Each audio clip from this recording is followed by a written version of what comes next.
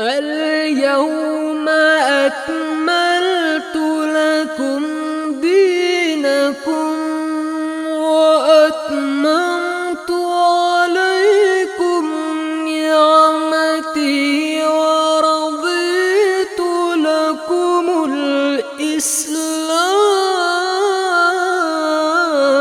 دينا. Bismillahirrahmanirrahim. Assalamu alaikum wa rahmatullahi wa barakatuhu. Welcome back to another episode of our podcast, TABLIGH 101 Breaking the Ice. Today I am joined by a very dear brother to me. I would like to introduce him, Respected Wajahat Nasir Sahib. Wajahat bhai, Assalamu alaikum. Wa alaikum salam, Raza. How you doing? Alhamdulillah, all praise belongs to Allah, doing great.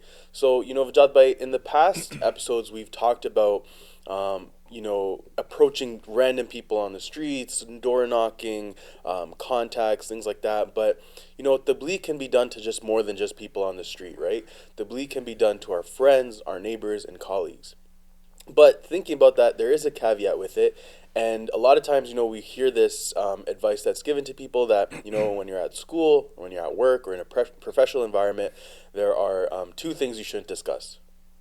Religion and politics. Exactly, right? So being one of them is religion, and that's, tabligh is an opportunity that, you should take anywhere you are, regardless of where it is. How can we kind of navigate, this situation of doing tabligh to our friends, our neighbors, and our coworkers? Yeah, Raza, that's a good question. Like, I would say that it really depends on the person. I segregate between friends and colleagues because I think those are two totally different groups, right? With friends, and I think a lot of khuddam know this, when you grow up with someone, your boy, your friend, it can get really awkward when you're trying to, 10 years later, bring up religion because, they've seen every single phase of your life, right? They've seen the good, the bad, and the ugly.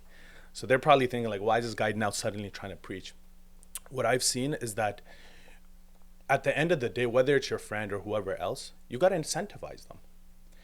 You can't just suddenly bring up the topic of religion to your friends and expect them to just listen to you just because they're your friends. And actually, a lot of the times it can get awkward, and sometimes it can break friendships.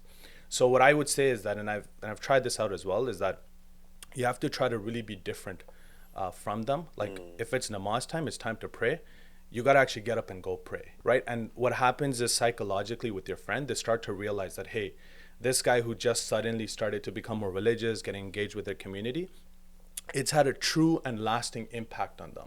And I've noticed with friends, that's oftentimes what triggers their interest. So when they see that practically, their boy, their friend is changing for the better, it stirs their curiosity. And I think that that's where then you can start to slowly and gradually bring up the topic of religion, and particularly Islam Ahmadiyyat. I think the key point here, though, is that you're not trying to debate them. This is not because oftentimes debates are divisive, right? You can, if you start to debate your friend, trust me, you're going to lose friends. And no one wants to lose friends. And I'm not saying that debating is wrong in every single situation, but I think especially with friends, something that's like a sensitive relationship like that, you're not trying to debate them. You're just trying to stir their interest so that they can ask more. You don't want to have to continuously try and shove religion down their throat. I've noticed and I've observed that, Raza, oftentimes when you just, stir their interest and curiosity, they'll come to you. And they'll come to you to ask you questions about your religion. They'll come to you to, clarify misconceptions. And I've seen that as well. I remember with one of my friends, it was in high school and it was time to pray. And he was a Sunni Muslim, very good friend of mine, still is. And he was like, let's go pray. And I was like, bro, I can't with you because I couldn't pray behind him, right? So I would pray mine, and he was like, why? What's the issue? What's the problem? But that started his interest. And from there, we've had lasting conversations. We've had conversations even when we traveled to Europe. So point being that, when someone sees that, you're trying to become religious and you're trying to develop a closer relationship with God, and they see that it's changing you for the better, it stirs their interest. And that's where the journey to, I would say, bring your friend closer to Islam Ahmadiyyat begins with preaching. But the thing with college, sorry, you were going to say something? Yeah, I was going to say, what you're getting at is really interesting, because I know that, Huzur Anwar, Ibn Aziz, may Allah strengthen his hands, also says that an Ahmadi it shouldn't be like, an enmity should be identified as an enmity through their qawl and fi'l, right? Like their speech and their actions. So what I'm picking up from you at is that just by living your life as an enmity, those questions will come across, right? Like I know, just like you at work, there is now they call it like a meditation room or a prayer Yeah, room, right? absolutely. So when lunchtime kicks around, everyone maybe goes out for lunch or whatever. I'll have my lunch and I'll quickly go to the prayer room, and they'll be like, "Oh, where'd you go?" And I was like, "Oh, I had to go pray." Right? We pray 5 times a day, so it kind of the conversation. You don't bring the conversation just comes to you. Yeah, and I think that's really well said. I think especially with sensitive relationships like colleagues, like friends, that's really the approach you want to take. It's very different than street tabligh, right? Being on the street and trying to approach people almost like sales, right? Right. And it's a really good point that you brought about colleagues. I think with colleagues it's a little different. And you mentioned, never discuss politics and religion. I don't believe that. I don't believe that. I think it's about there's an approach to discuss politics and religion. Like you can discuss every single thing that you want in a civil, respectful way. And so too is the case with politics and religion. You mentioned an interesting point. I remember that in one of the previous companies I was working for, I won't mention it, but same thing. It was namaz time, went to the prayer hall, and one of the other brothers that was a colleague there, he was praying, and that stirred his interest. And we after had a really, really lengthy conversation in one of the rooms about Islam Ahmadiyyat, the difference between Ahmadi Muslims and all the other Muslims. So with colleagues, again, it's very much that. You don't want to debate them. You want to try to indirectly somehow bring it up. I remember with another colleague of mine as well, she was going through some issues, and I had brought up like a point that could help her resolve the issue or something like that. And that was somehow connected to religion. And so the topic of religion came up. Because at the end of the day, our only purpose, whether it's at work, whether it's with your friends, whether it's at school, is to really only give the message. Our job as Ahmadi Muslims is to only spread the message. We're not there to change someone's heart because that is outside of our hands. So even at work, our job or our goal should be, okay, give the message and be consistent in that, in whatever way, shape, or form. And then the rest truly is up to God, because God says that only God can change the heart.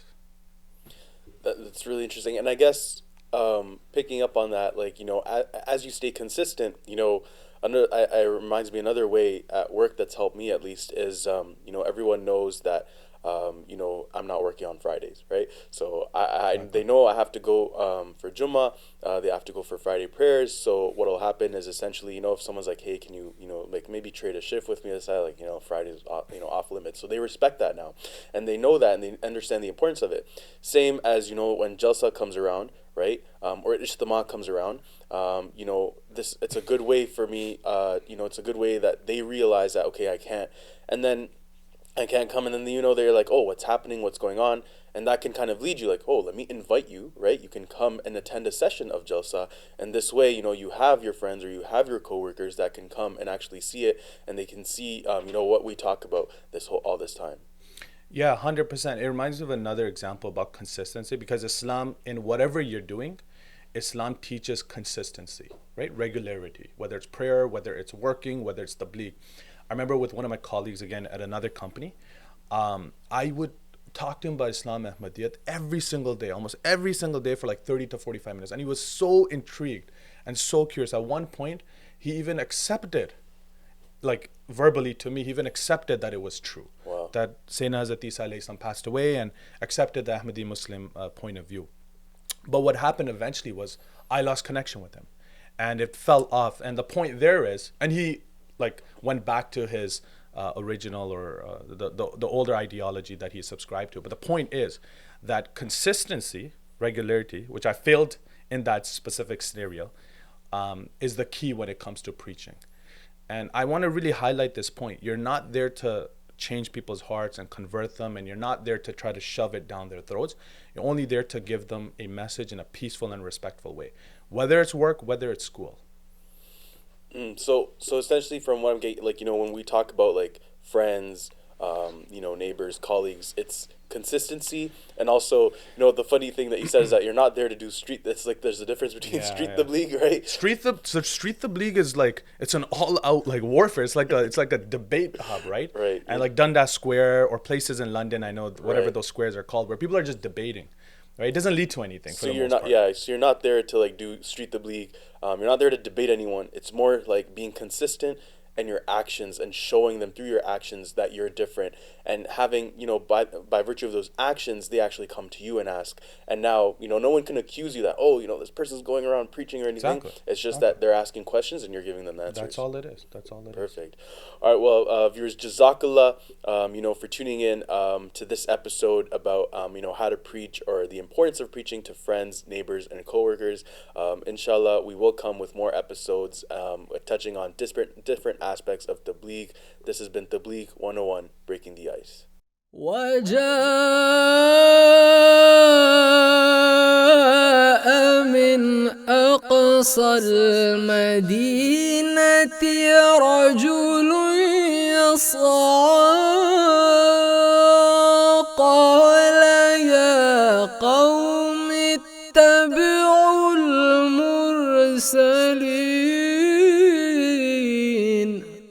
اتبعوا من لا يسألكم أجرا